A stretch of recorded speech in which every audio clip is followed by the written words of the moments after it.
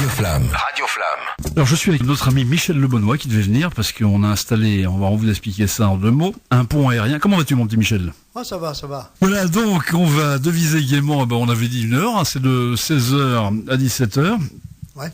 Alors on va évoquer ton parcours. Alors j'ai une petite intro pour toi. En plus tu la garderas après et puis tu diras waouh. Michel Lebonnois est un écrivain bon comme du bon pain de livres à lire sans modération. On lit d'ailleurs en lui comme dans ses livres ouverts, auteur véritablement prolixe, il perd, entre guillemets, ses livres comme les arbres perdent leurs feuilles à l'automne, ponctuant lui-même ses propres saisons littéraires. Déroute, fils de Filippo le Cat, sont quelques feuilles parmi d'autres que l'on peut en effet trouver au pied de ce grand chêne qu'est notre ami Michel. Des feuilles, disais-je, pour l'arbre, mais des 1000 feuilles pour Michel. Au moins 200 pages, minimum, parce que c'est plus que ça, je crois. En un mot, des romans à dévorer sans modération. Alors que certains chopent la grosse tête pour donner naissance à des melons sans chapeau, la tête bien faite de Michel supporte-t-elle aisément plusieurs casquettes qui vont de l'écrivain à la fonction de président des auteurs en Cotentin, en passant par 1000 autres activités dont il va nous parler. Donc voilà, mon cher Michel, sans plus tarder. Michel Lebonnois de manière officielle. Bonjour Michel. Bonjour Lionel. Bonjour les auditeurs à Michel.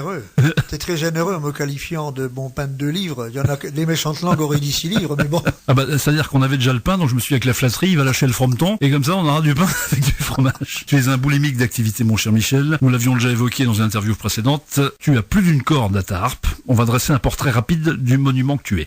Et pour ce faire, on va subdiviser ton parcours, comme je te le disais hors antenne, en différentes périodes, comme pour Picasso. Tout d'abord, la période bleue de l'enseignant. Tu commences en exerçant le noble métier d'enseignant, je crois. Oui. Bien que j'ai enseigné très peu de temps, j'avais un diplôme d'enseignant spécialisé pour les enfants en difficulté, que j'ai exercé 6 mois, parce qu'au bout de 6 mois, comme j'étais le seul diplômé de l'équipe des Papillons Blancs de Cherbourg à l'époque, je me suis retrouvé chef de service, enfin en poste de chef de service, et donc détaché de l'activité directe auprès des enfants. Mon groupe devenait les éducateurs et éducatrices, surtout éducatrices d'ailleurs à cette époque-là. Voilà, donc, et puis ça a duré 14 ans. 14 ans quand même, oui. Où j'ai monté un peu dans les échelons de la hiérarchie. Et au bout de 14 ans, j'ai été sollicité pour prendre la direction d'une maison d'enfants à caractère social qui, là, me changeait complètement et du statut d'enseignant et de la proximité immédiate, bien que j'ai toujours gardé un lien direct le plus fort possible avec les enfants dont j'avais la charge. Et ça a duré 26 ans, 26 et 14, 40, j'avais commencé à 20 ans, on était à 60, voilà, et ça s'est arrêté là. Alors, tu vas nous parler aussi, parce que là j'ai lu un peu dans ton parcours, de cette méthode de Montessori sur laquelle tu établis les bases de tes enseignements. Alors qu'est-ce que c'est ? C'est une sorte de travail à la chaîne où tu mets des louchers de savoir dans des têtes d'enfants qui défilent sur des tapis roulants l'esprit ouvert ? Alors je crois que c'est plutôt exactement l'inverse, bien que là ça remonte à très loin. Je te dis, je ne l'ai pas utilisé très longtemps directement. C'est quoi ? C'est un truc. C'est plutôt quelque chose une méthode qui vise à éveiller la personnalité de chaque enfant, qui permet à chaque enfant d'apprendre à son rythme, un éveil des sens, surtout pour les enfants en difficulté. C'est très intéressant, mais c'est très intéressant pour tous les enfants. Elle est beaucoup utilisée en maternelle. Et beaucoup de techniques utilisées actuellement par des enseignants découlent, sans forcément le savoir, des méthodes de Montessori et d'autres de la même époque, du début du XXe siècle. Hein, c'est toutes les pédagogies actives. C'est une sorte de Robin Williams pour les maternelles, quoi. Je vois bien le cercle des poètes disparus. En plus, il est un peu poète aussi. Hein. Alors, tu nous as prouvé que tu as le contact avec la jeunesse. On a terminé la période bleue. Alors là, nous allons aborder le philanthrope. Plus précisément, nous allons évoquer tes nombreuses adhésions à des associations. Parlons par exemple de ton adhésion à l'association SNSM, que tu aides beaucoup, je crois, la CSM. J'aide... Oui, j'adhère à un certain nombre d'associations où je donne un coup de main, entre autres en vendant mes bouquins à leur profit. Mais ils en ont besoin, et puis voilà. Je suis un marin d'eau douce. J'aide beaucoup les vrais, ceux qui passent le temps, en particulier pour aider les autres, et puis ou pour la sauvegarde du patrimoine maritime, par exemple, hein, les Jacques Louise. Oui, et c'est ce que j'allais te dire. Tu fais partie aussi de l'association du Jacques Louise. Et autres vieilles coques. Donc, alors c'est mais je crois qu'il y en a encore d'autres, non, associations, non ? Il y en a encore d'autres associations, non ? Il y a le Jacques Louise, mais il me semblait qu'il y en avait une autre. Les voiles cotentines qui entretiennent les voiles cotentines. Et puis il n'y a pas des chanteurs aussi Et puis je sais plus, je suis en lien aussi avec les Voix écarlates, mais là plus un lien professionnel qu'un lien associatif. Oui. Et tu fais pas partie aussi des chœurs du Cotentin et puis aussi alors les marins du Cotentin. Les marins du Cotentin, oui. Bah oui. Mais là, eux, ils n'ont pas de bateau. Ils ont pas de bateau, voilà, c'est des marins sans bateau. Alors bon, Michel, je vais commencer par dire du bien, mais là, tu adhères tellement à plein de trucs qu'on va croire que t'es collant à force, hein. Non, il est gentil, tout plein, mon petit Michel. Eh ben voilà, très vite. Je t'entends mal. Tu m'entends mal? Alors, c'est du direct, alors bouge pas. Je vais, voilà, hausser. Là, tu devrais m'entendre un peu mieux. Voilà. Un peu mieux. Merci, oui. Parce que des fois, on a quelques problèmes de direct. Voilà, bah, c'est du direct. Ah oui, il faut savoir qu'on est chacun d'un côté de la vitre et que la lecture sur les lèvres, ça fait longtemps que je ne l'ai pas pratiqué. Moi, je sais pas faire ça. D'ailleurs, je ne veux pas apprendre parce qu'après, je serai embêté quand je regarde des feuilletons américains. Alors, nous arrivons dans la période blanche de l'écriture. Pourquoi période blanche? Parce qu'à l'instant T0, toute entreprise d'écriture commence par une page blanche. Mais rassurez-vous, Michel a tellement peur de la page blanche qu'il s'empresse de la noircir très vite. Hein, donc t'as pas de souci là-dessus. Hein. Tant que le personnage ne m'a pas tout raconté dans ma tête avant, je regarde pas la page blanche. C'est vrai que c'est très prolixe. Hein. Je sais pas, c'est comme ça vient. Eh ben justement, quand vous voyez Michel en dédicace, eh ben justement, c'est le Père Noël et toutes les piles de bouquets en derrière des cheminées, tu vois. Hein. D'où te vient cette aspiration? Alors ça, je sais pas trop. Bon, il y a tout ce qui est du domaine des enfants, c'est plus facile. Bon, j'ai toujours travaillé avec des enfants, d'une part, et puis d'autre part, j'ai maintenant 8 petits-enfants qui me demandent et qui te soufflent aussi quelques... Oui. Et qui me proposent des sujets d'inspiration. Donc, par contre, pour les romans, c'est venu un peu comme ça, un peu au hasard, hein, en me baladant dans la Hague, un personnage qui s'est installé dans ma tête de douanier. Par exemple, mon passé professionnel, il était un peu malade mental, forcément, un peu parano, même parfois franchement parano. Et puis le pays de l'Ague, les paysages, les gens de l'Ague, c'est oui, que tu aimes beaucoup, toi, tu es vraiment très attaché. Un pays auquel, oui, c'est un attachement. Bah, c'est vraiment très... Tellement d'années, oui. Bah, c'est très prolixe, se dit, pour beaucoup d'auteurs dans le coin qui trouvent beaucoup d'inspiration. Et puis l'autre fils 2, c'est plus lié, là aussi, le lien avec mon passé professionnel, un enfant résilient, comme on dit, hein, c'est-à-dire que malgré toutes les misères qu'il a... Ce fameux poussin de haie. Du pays, voilà poussin de haie, comme... Poussin de haie. Et malgré tout ça, il finit par... il s'en sort et contre tous, quoi. Enfin... Ça, c'est fils 2, et le deuxième, que j'ai aussi, en plus, j'ai un trou, là. Filippo Luca. C'est Filippo Luca, non, avec... Il y a Déroute, il y a fils 2. Il y a Déroute et fils 2, voilà, c'est ça. Voilà, oui. Celui avec le beau bateau, là, en couverture. Oui, ça, c'est fils 2. C'est fils 2, ça, c'est ça. Que j'ai dans ma bibliothèque. Dont on croit que c'est le Titanic, mais non, parce que le dessin a été fait bien avant qu'on reparle du Titanic. Ouais, et puis celui-là, il flotte. Je l'avais dessiné de façon un peu malhabile, parce que c'est le personnage qui le dessine, et en lui mettant 4 cheminées pour pas qu'il ressemble au Cunari, il y en avait 3. Il y en a mis 4 et voilà qui ressemble au Titanic. Mais ça n'a rien à voir avec le Titanic. Ça n'a rien à voir. Sauf que c'est un paquebot, mais celui-là, il coule pas. Il emmène le personnage en Amérique, quoi. Pas que beau, mais utile. Voilà, ça c'est fait. Alors, d'où vient, je termine sur l'inspiration de Michel, serait-il à la verticale de quelques mannes métaphysiques d'écriture? Écouterait-il aux portes du dieu Thoth, le dieu de l'écriture? Tu racontes si bien les histoires de Thoth. Voilà. Évoquons brièvement, on y arrive tout doucement, tu vois, Michel. Évoquons brièvement les cahiers du Cotentin qui marquent tes débuts d'activité d'écriture. Avec la consécration donc de Déroute, on en parlait tout de suite en 2005. Alors, est-ce que tu peux nous dire 2 mots justement sur ces cahiers du Cotentin? C'est mon nom d'emprunt, enfin c'est mon pseudo d'édition, quoi. Hein. Je suis mon propre éditeur. Ton propre éditeur, voilà. Auto-éditeur, comme on dit. Donc je mène le travail d'écriture depuis le début, depuis la page blanche du début, au dossier imprimable, quoi, que j'envoie à l'imprimeur. Parce que ça, l'impression, quand même, c'est un métier que je ne maîtrise pas. Ouais, c'est vrai c'est pas évident de donner une bonne impression comme ça. Ou... Mais sinon, non. Puis il vaut mieux donner une bonne impression. Bon, ceci dit, la bonne impression, tu l'as. Je voulais également souligner, on l'a brièvement évoqué tout à l'heure, mais tes activités d'écriture quand même qui partent dans tous les sens, parce que ça va du roman, tu le disais tout de suite, Au livre pour enfants. Ouais, puis romans policiers aussi. Romans policiers. Les romans policiers, c'est pareil, c'est mes lecteurs qui m'ont dit, en lisant Le secret de Montville, qui m'ont dit, oh, ça se lit comme un polar. Oh, tu devrais te mettre au polar. Alors, bon,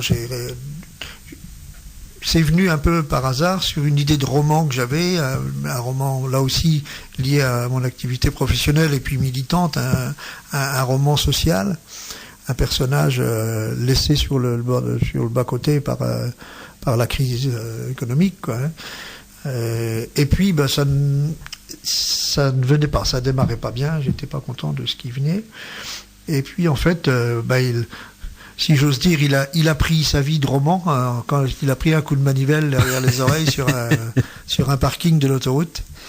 Et le critique d'un journal qui l'a lu a reconnu, puisque sans qu'on en ait parlé, je lui ai donné à lire et c'est tout. Et il l'a qualifié de polar social. Donc j'avais à peu près réussi mon affaire. Et puis c'est parti comme ça.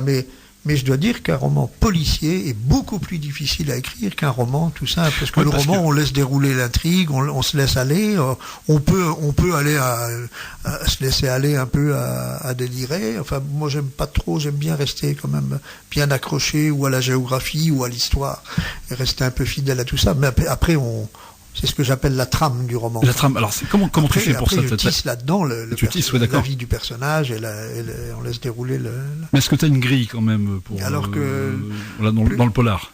Alors le polar, il y a des moments où il faut vraiment se poser des repères. Tu poses des repères, voilà, c'est ça. Parce que pour pas partir n'importe où. Une fois qu'on a installé une chronologie, il faut rester dedans, quoi. On peut pas avoir une action qui se passe. C'est ce qui m'est un peu arrivé dans mon tout premier, où là, je l'ai donné à relire à quelques personnes et qui m'ont permis de comprendre comment il fallait. Parce que j'avais des erreurs chronologiques, par exemple. Oui, on fait pas toujours attention, effectivement. Oui. C'est pas ça dans un polar, ça pardonne pas, quoi. Donc tu fais un petit plan quand même au départ, et puis. Alors, moi, j'aime bien laisser l'inspiration venir au fil des choses. Et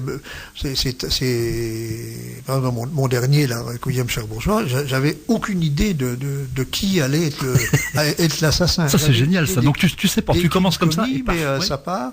Les meurtres se commettent et sans que je sache vraiment. Et d'ailleurs, au bout d'un moment, j'avais un peu une idée de qui ça pouvait être. Je l'écris comme si je menais l'enquête, quoi. Ouais, c'est ça, oui, c'est génial. Donc, oui, très fort. Puis en fait, ça n'a pas été du tout la personne que j'imaginais au début. Ça a été une autre. Et ça, c'est très fort, ça. Ça, c'est fort, ça. T'étais ton propre spectateur. Ah, donc, alors ça, c'est le petit dernier, ça, c'est ça. C'est le dernier, Requiem cher bourgeois. Requiem cher bourgeois. C'est le plus petit, mais c'est celui où il y a le plus de morts. C'est pour ça qu'il est petit. En général, il y a 1 ou 2 morts. Là, dans celui-là, je crois que c'est 8 qu'il y en a. Alors, 8, ça va. Donc, mais il n'y a pas de sang. C'est des morts sans. Enfin, c'est pas des morts sanglantes. C'est pas du thriller, hein. Oui, tu nous fais penser à Hannibal Lecter. Et je crois que tu es un personnage récurrent, il me semble, dans tes romans. Alors, la commissaire. J'ai imaginé. Alors, pareil, quelqu'un m'avait dit, un des lecteurs dans les retours, m'avait dit, oh mais alors il n'y a pas de femme dans tes romans. C'est un peu vrai, je suis pas particulièrement misogyne, mais j'ai toujours travaillé qu'avec des femmes, alors j'en mettais pas dans mon roman, peut-être pour m'en libérer un peu. Et donc j'ai un peu pris au mot cette remarque-là, et donc j'ai imaginé un personnage de commandant de police féminin. Une jeune et jolie, en plus, tant qu'à faire. Elle est jeune et jolie, alors. Corse, c'est-à-dire d'une autre île que la nôtre. Parce que nous, on est quand même un peu dans une île ici. Et d'ailleurs, elle s'y retrouve très bien. C'est pour ça qu'elle aime beaucoup le Cotentin, finalement. C'est une presqu'île. Donc, elle est presque heureuse dans une presqu'île. Voilà. Et elle s'appelle Clara Brandoni. Ah, oui. Alors, je l'imagine bronzée, avec des cheveux noirs. Voilà. Chacun l'imagine comme il veut. 150 kilos. On sait qu'elle est jeune, jolie et corse. Après, jeune, jolie et corse. On fait ce que tu veux. Après, on en fait ce qu'on en veut, d'accord. Et elle a un adjoint qui, lui, est un bon viking massif, originaire du coin, du pays de Caux. Et qui a une particularité, c'est qu'à la fin de il est très très actif, vraiment un adjoint efficace. Et à la fin de chaque roman, on lui dit faut passer le concours de commissaire. Pourquoi vous le passez pas? Ah oui. Il a une bonne cinquantaine, même plus que ça, parce qu'il est assez proche de la retraite. Et il ne veut absolument pas monter en échelon. Et plusieurs fois dans les retours que j'ai sur mon blog, d'ailleurs, les gens me disent mais pourquoi il veut pas passer? Parce qu'il veut rester avec la. Voilà, donc dans le 6e qui est avec Crime et Bâtiment, et puis Le Rouge et le Noir, donc il s'appelle Le Noir. Et là, un élément de réponse est directement sur la couverture, où on voit une main qui tient un verre de rouge, le rouge, et le noir, son nom. Voilà, donc dans cette partie-là, il raconte son histoire et les traumatismes professionnels qu'il a eu, qui l'ont amené à... Et il n'a pas une petite idylle là avec la commissaire comme ça. Pas d'idylle entre eux. Hein, pas entre eux, pas du tout. Plutôt une relation père-fille que... Bah oui, parce que lui, oui, il a pensé la... Oui, c'est vrai. Il a plus de 20 ans de plus qu'elle, quoi. Hein, donc, oui, alors là... Donc leur relation n'est pas vide de tendresse, mais c'est plutôt de la relation père-fille qu'une relation amoureuse. Par contre, Clara, elle, dans Son Facteur, entame une idylle amoureuse avec le facteur en question. Avec bah oui, quand il y a beaucoup de facteurs qui interviennent, c'est toujours comme ça en général. D'ailleurs, oui. Tu connais pas l'histoire du vas-y, dis-moi. Qui dit à son médecin, ma femme a eu des jumeaux, comment ça se fait? Il dit, vous savez, pour avoir des jumeaux, il y a plusieurs facteurs qui peuvent entrer en ligne de compte, et le lendemain, il y a eu des meurtres. Il y a eu des meurtres. Et le facteur qui était enveloppé, qui pouvait pas courir en plus, voilà. C'est merde. Bon, bravo Michel, on a bien évoqué tout ton parcours littéraire pour l'instant au niveau production littéraire, on va dire. Et on va aborder, et ça y est, on arrive dans le sujet qui t'intéresse. Donc là, parce que tu es aussi là aujourd'hui pour parler des auteurs en Cotentin, le site, et puis justement l'association, qui centralise toutes tes activités sismiques d'écriture, puisque non seulement les cahiers du Cotentin en font partie, vous pouvez aller voir, mais aussi parce que tu es toujours à la présidence de cette belle association des écrivains normands. Voilà, donc là aussi c'est parti d'une lubie que j'ai eue un jour, qui était de m'installer dans un café de Cherbourg, et pour pas boire tout seul, d'inviter quelques auteurs que j'avais repérés dans le journal parce qu'ils avaient sorti un bouquin, des gens du coin, ou un peintre, ou les deux en même temps. Enfin bon, voilà, j'invitais toujours 3-4 personnes à venir boire un coup avec moi. J'appelais ça mes rencontres autour d'un verre. J'ai fait ça pendant 3 ans. Et puis un jour, j'ai invité tous ensemble au Café du Théâtre à Cherbourg. Je crois que j'y étais en plus. Tous ceux, voilà, t'as fait partie des invités. Donc j'avais fait un regroupement de toutes les personnes que j'avais invitées pendant 3 ans. On s'est retrouvés à 30-35. C'est vachement sympa. Et là, quelqu'un a dit, mais c'est drôlement sympa finalement de ne pas rester chacun tout seul dans son coin. On devrait faire une association. Et là, tu t'es retrouvé. Et donc ça a démarré comme ça. Après quelques petits aléas de mise en route. Je me rappelle, il t'avait porté, il t'avait jeté comme dans les Vikings, il t'avait jeté en l'air et tout, non? À retenir pour la prochaine fois. Je ne sais plus ce que tu me racontes. C'est les vivas, quand tu consacres le chef, tu le... Voilà, donc on a créé cette association, dont après quelques aléas de parcours, j'ai repris la présidence parce que on partait vers n'importe quoi. Oui, c'est vrai que c'est assez chaotique. On ne s'étendra pas sur la question. Oui, on va pas s'étendre sur la question. Et donc l'association fonctionne, on a actuellement 52 membres. Une grande famille. Donc qui ont tous un lien d'écriture, de vie ou d'écriture avec le Cotentin. C'est-à-dire que même s'ils n'habitent plus dans le Cotentin, mais qui ils sont amoureux du Cotentin.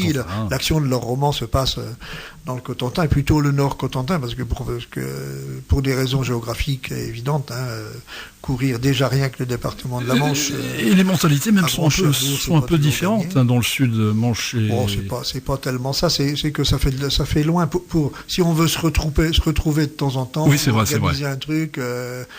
Si on organise sur Cherbourg, ceux du sud sont trop loin. Si on organise, on a tout le temps des kilomètres à faire dans le coin. Donc, et puis il y a une petite salle. Donc on a limité à la presqu'île, quoi, vraiment. Oui, bon, c'est ce qu'il y a de plus beau. Enfin, je suis un peu chauvin. Voilà. Et puis vas-y. Oui, non, il y en a quand même quelques-uns qui viennent d'un peu plus loin, parce que dans leurs écrits, ils parlent du Nord, quoi. Leurs écrits, je sais pas, André Davy et les Barons du Cotentin. Oui. Que j'ai lu d'ailleurs. Alors, si vous voulez. Corbel, qui est originaire d'ici, même si elle habite Caen ou la région de Caen. Enfin voilà, il y en a. Mais André Davy, quand tu commences à l'interviewer, alors il est très très prolixe, il s'arrête plus, c'est un volcan lui. C'est un ancien voyageur de commerce, il a du baratin. Voilà, et moi qui aime bien parler, je ne peux pas en placer une non plus. Et sur le plan d'écriture, il est aussi prolixe que moi. Ah bah oui. Oui. Enfin voilà, donc on a finalement créé cette association. Donc 52 membres, oui, c'est ça. Et ce qui fait que dans les salons du coin, dans les dédicaces, etc., on se retrouve toujours à 7, 8, 10, 12 copains finalement. Oui, c'est ça, c'est devenu... Et ça a un côté sympathique. Et c'est vrai que quand on a...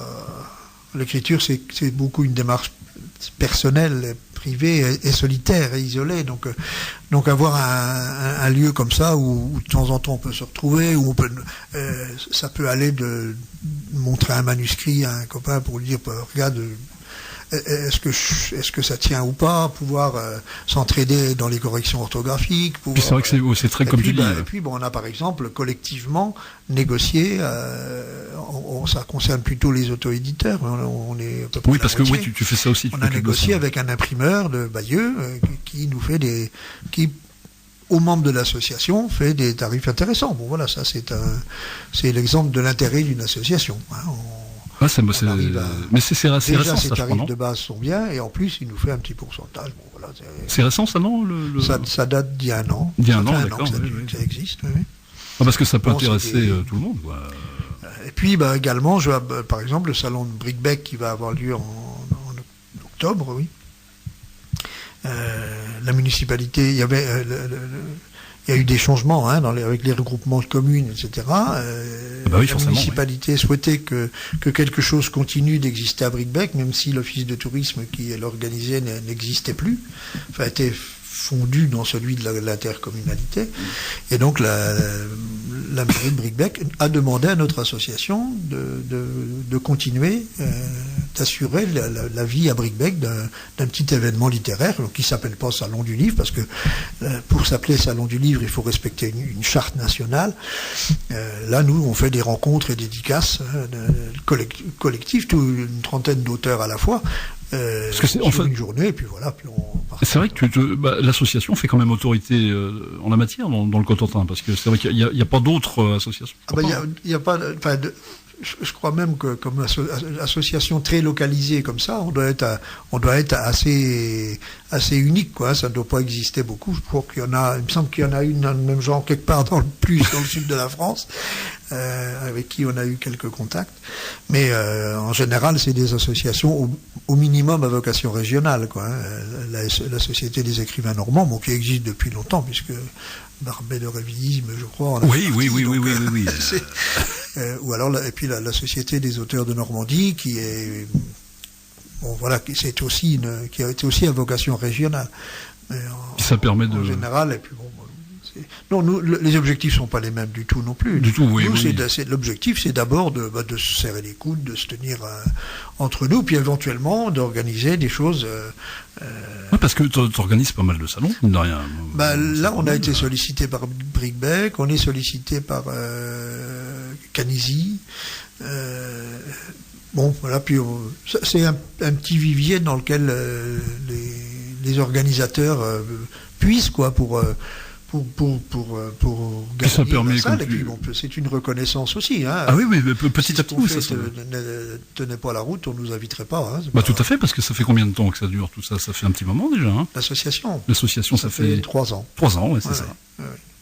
Sous la férule du sympathique Michel.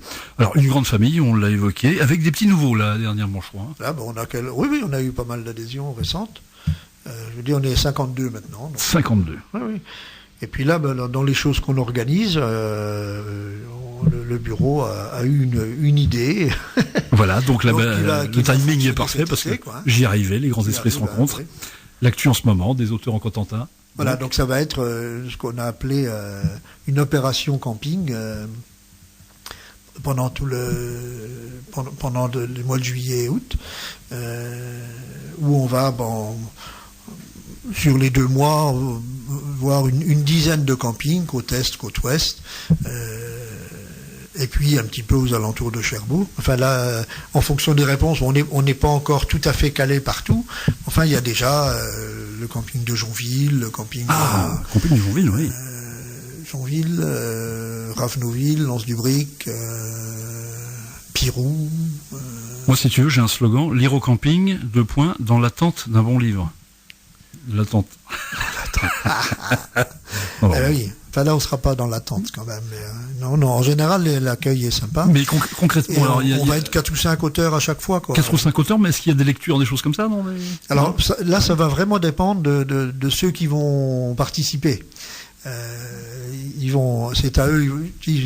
On va être 3, 4, 5 à chaque fois. C'est ceux qui vont être sur là, ceux qui vont proposer, si éventuellement des animations, quoi. Hein. Donc, je pense qu'il y a des endroits où, moi, par exemple, une animation que sans doute que je ferai moi parce que c'est ce que je sais faire aussi, c'est proposer quelque chose aux enfants, quoi. Hein. T'es un troubadour, toi, c'est ma guitare et puis chanter des chansons aux enfants et puis lire des extraits de livres, des choses comme ça. Oui. Ouais. Là, toi, le téléphone, c'est vraiment du direct. Donc, attends, je vais décrocher parce que sinon, on va être perturbé. Donc, on rappelle le camping de Jonville, comme tu avais dit. 15 juillet, Jonville, 17 juillet, Gouville-sur-Mer, 21 juillet, Ravenoville, 29 juillet, Pirou. Donc, ça prend bien quand même, là, parce que moi, j'en avais que 2, moi, sur la feuille que tu m'as donnée, mais là, ça augmentait, hein. 11 août, Ravenoville, 12 août, Jonville. Et puis, on attend encore des réponses d'Urville, Denville, Saint-Germain-sur-Aie, ça va pas se faire, finalement. Oh, c'est dommage, c'est sympa. Bah oui. Oui, mais bon, faut aussi qu'on soit raisonnable, parce que on est 52 dans l'association, mais chacun a sa vie, donc après, il faut tenir compte des réponses, de ceux qui prennent. Donc à Jonville, on sera 5. Et toi, tu fais partie de la première, du premier bloc, on va dire, non ? Non, pas forcément. Ben non, il y a des dates par exemple, le 15 juillet, moi je peux pas y être. Il y a Daniel Lesage, Christine Dumonteil, Philippe Tiffany, Catherine Rinaldo, Jean-Paul Bonamy qui seront le 15 à Jonville. À Gouville-sur-Mer, pour l'instant, Joseph le Fromage, qui a négocié cette place-là, est tout seul, de 15h à 17h. Jonville, c'est plutôt en soirée. Ravenoville aussi, c'est plutôt en soirée. Bon, Ravenoville, j'y serai. Là, autour d'un bon feu de camp, on se raconte des histoires, là, c'est vraiment génial. Bah oui, voilà, c'est un peu l'idée, quoi. C'est de se faire une soirée quand les gens reviennent de la plage, pas autour de l'apéro, enfin, on verra. Ah, super sympa. Voilà, mais il y a aussi des campings qu'on dit, c'est plutôt dédicace, vous vous mettez là pendant 2 heures et puis surtout vous dérangez personne, voilà. Donc, voilà, on prend ce qu'on nous propose aussi. C'est une formule souple, quoi, voilà, on fait un peu ce qu'on veut. Et bravo pour cette opération. Donc tu m'as dit, ça se commence le 15 juillet. La première sera à Jonville, au camping de Jonville, le 15 juillet. Jonville, c'est donc là, c'est vraiment en soirée. C'est à partir de 19h et voilà, jusqu'au feu d'artifice, si on veut, quoi, je sais pas. Mais... Et pour ceux qui ne connaissent pas Jonville, c'est vrai que je fais un peu le chauvin, parce que là, on est sur la côte ouest. Forcément, on est chez toi, là. Oui, mais là, c'est superbe, Jonville. Bon, les plages sont peut-être pas aussi belles qu'ici. C'est vrai qu'ici, ils ont du sable fin, sans grumelot. Oh, Jonville, elle est pas mal, la plage, quand même. Mais la plage de Jonville, oui, est très belle. Hein. Voilà, ceux de la côte ouest qui ne connaissent pas, je vous invite à aller voir, et puis aller voir Michel, voilà, et puis toute la troupe. Voilà. Jonville, j'y serai au mois d'août. L'intervention à Jonville en juillet, j'y suis pas, j'y serai le 12 août. En rappelant donc aussi, alors ça c'était l'opération camping, côté actu, que j'ai décidé avec Michel, et ça on va en parler, et tous les membres de l'association des auteurs en Cotentin de créer, entre guillemets, un pont aérien régulier sur nos ondes, qui fera venir donc un auteur dans le créneau du mercredi. C'est de 16h à 17h, donc je suppose que tu en as parlé un peu aux auteurs. Oui, l'information est passée, maintenant... à toi d'attendre les coups de fil. Moi, j'ai plus qu'à avoir mon carnet. Pour l'instant, c'est un peu vierge pour l'instant. C'est une activité peut-être un peu plus d'automne et d'hiver. À la saison, les auteurs sont plutôt avec leur paquet de carton à courir d'une dédicace à l'autre. Et c'était important. Tu vois, il y a des choses où je peux pas. Il faut répondre ce qu'ils veulent. Parce que vraiment, c'est un des éléments importants de l'association, c'est le respect de la vie de chacun. Complètement, oui. C'est pas une association pour organiser les choses, pour les. De temps en temps, on propose, pas trop, parce que après. Tu les forces pas. Hein, tu leur dis si vous voulez y aller. De toute façon, on peut pas. Hein. Le propre d'un auteur, c'est d'être quelqu'un très très attentif à sa liberté. Puis non, moi je suis pas méchant, mais ils me connaissent quand même, hein. Donc on prend acte ici, mon petit Michel. Voilà. La borne zéro de de cette, j'espère, collaboration fructueuse. Et puis de toute façon, moi, je vais repasser aussi de l'autre côté de la barrière. Mais j'en parlerai en temps voulu. Voilà, tu t'intervieweras. Tu courras de ton siège d'un côté du carreau à la chaise de l'autre côté du carreau. Bon, j'ai déjà vu dans les dessins animés le mec qui joue au ping-pong tout seul en courant des deux côtés de la table. Alors ça doit être possible. Ça doit être jouable. Mais il faut aller très vite. Alors là, nous arrivons. Là, on vient de quitter la longue période blanche de l'écriture et on arrive à la période rose de la vie en général. Ça, c'est le fil rose de ta vie, car je crois que tu es un éternel optimiste, mon petit Michel. Oui, ça dépend des moments. Ça, c'est une réponse de Normand, ça. Hein. Tout à fait, oui. Non, tu parlais des marins du Cotentin tout à l'heure. Bon, comme toute association, il y a des moments où tout va bien, des moments où c'est un peu plus dur. On sort d'une période un peu dure où j'ai dû m'investir beaucoup plus que je ne pensais. Mais ça y est, ça va, oui. On a toute une série de concerts qui approchent.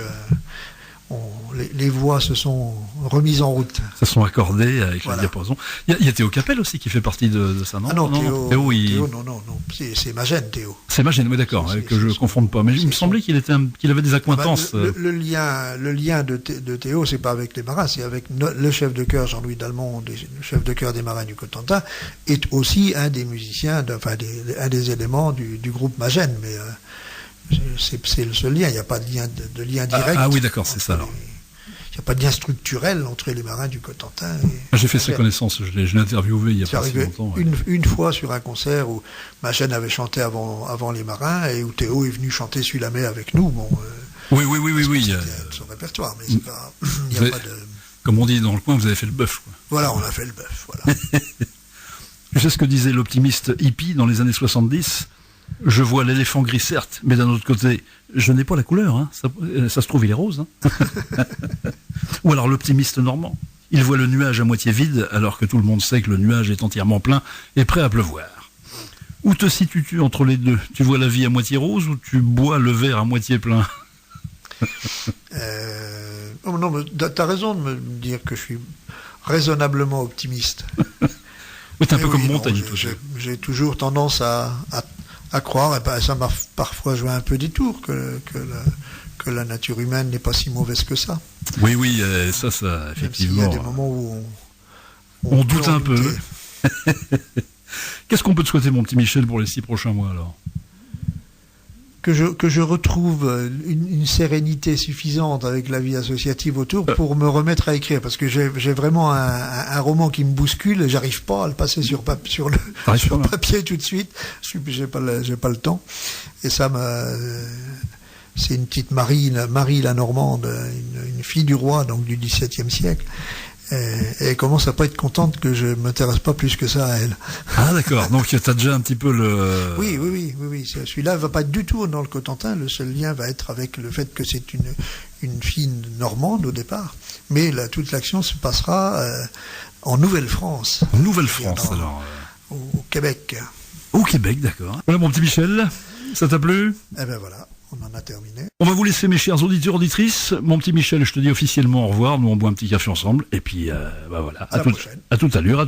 Radio Flamme 90.6 FM. Radioflamme.com